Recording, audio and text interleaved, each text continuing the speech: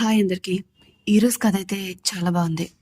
జ్యోత్స్నకి surgery అయింది అని తను కన్ఫర్మ్ కావడంతో తనే దశరథ కూతుర్ని అని ఒక డెసిషన్కి వచ్చేసింది.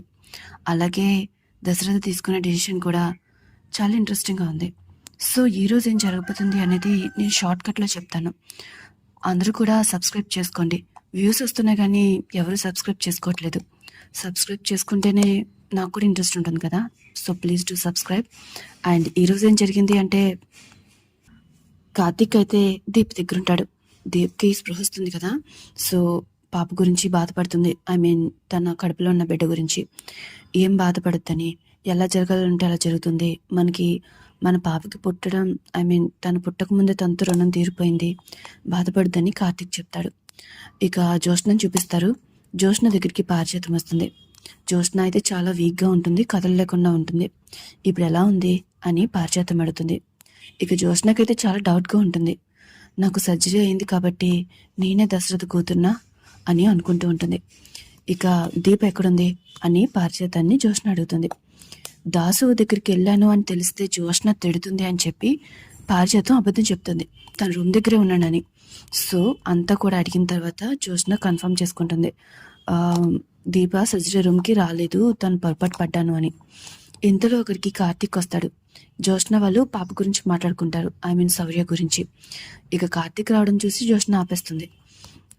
మీ గురించి పేపర్లో చెప్పాలి, మీడియాలో వేయించాలి, మీరు చేసిన త్యాగం అలాంటిదా అని చెప్పేసి అనుకుంటూ ఉంటాడు కార్తీక్. ఇక తన తల్లికి బోన్ మ్యారో ఇచ్చి బతికిచ్చిందని, తన త్యాగం చాలా గొప్పది అని కార్తీక్ చాలా వెటకారంగా మాట్లాడుతూ ఉంటాడు. అన్నీ కూడా తెలిసినట్టు మాట్లాడుతూ వాళ్ళని చాలా కన్ఫ్యూజ్ చేస్తూ ఉంటాడు. ఇక వాళ్ళకు కూడా ఏమీ అర్థం కాదు. మిమ్మల్ని ఎప్పుడు ఎలా పొగడాలో నేను చూసుకుంటాను, ప్రస్తుతానికి నీరసంగా ఉన్నారు కదా, రెస్ట్ తీసుకోండి అని కార్తీక్ అంటాడు. నెక్స్ట్ సీన్లో మొత్తం అందరూ కూడా బయట వెయిట్ చేస్తూ ఉంటారు. డాక్టర్ వచ్చి సుమిత్ర సేఫ్ అని, తనకి ఎలాంటి ప్రమాదం లేదని, మీ మనవరాల వల్ల ఇదంతా సాధ్యం, తనైతే మీ పాలిట దేవత అని చెప్పేసి డాక్టర్ అంటుంది. ఇక కార్తీక్ ఎలాగే కార్తీక్ వాళ్ళ మావి ఉంటాడు కదా దశరథ, వాళ్ళైతే హ్యాపీగా ఫీల్ అవుతారు దీపం తలుచుకొని. మిగిలిన వాళ్ళందరూ కూడా జ్యోత్స్నను తలుచుకొని హ్యాపీగా ఫీల్ అవుతారు. ఇక కార్తీక్ దశరథ అడుగుతాడు, దీప ఎలా ఉంది, తనని చూడాలి అని అనగానే, అదేంటి నీ కూతురు నీ భార్యను బతికించింది, నువ్వు చూడాల్సింది జ్యోత్స్నని, ఆ దీపని కాదు. అయినా ఏమైందన్నప్పుడు బిడ్డను వద్దు అనుకుని దించుకుంది, అలాంటి ఆడదాన్ని చూడకూడదు అని పారిజాతం దీప గురించి తప్పుగా మాట్లాడుతుంది. ఇక కార్తీక్కి, దాస్కి, అలాగే దశరథకి కూడా చాలా కోపం వస్తుంది. ఇక పారిజాతం అయితే, అరే ఇప్పుడు నేను ఏమన్నానని అని చెప్పేసి అరుస్తూ ఉంటుంది.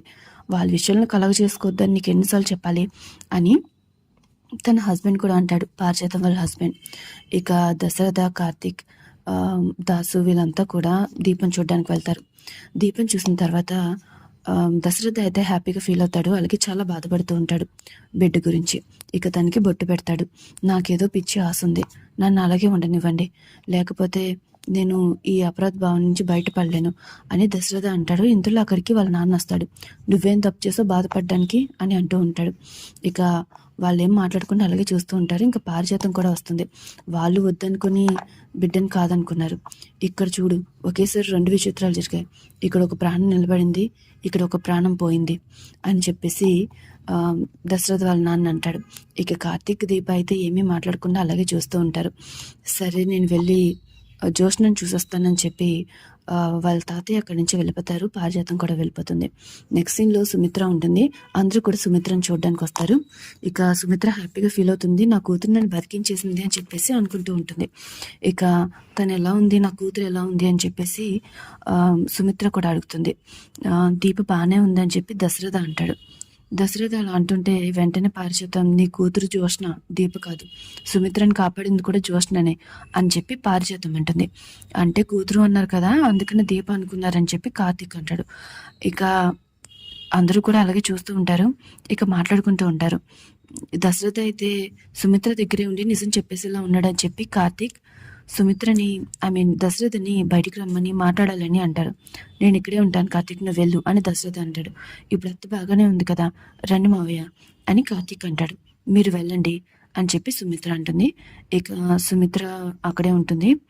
కార్తీక్, దశరథ, దాసు ముగ్గురు కూడా బయటకు వచ్చేస్తారు. ఇక్కడతో ఈ రోజు కథ పూర్తవుతుంది. అండ్ డైలీ అప్డేట్స్ కోసం సబ్స్క్రైబ్ చేసుకోండి. Thanks for watching.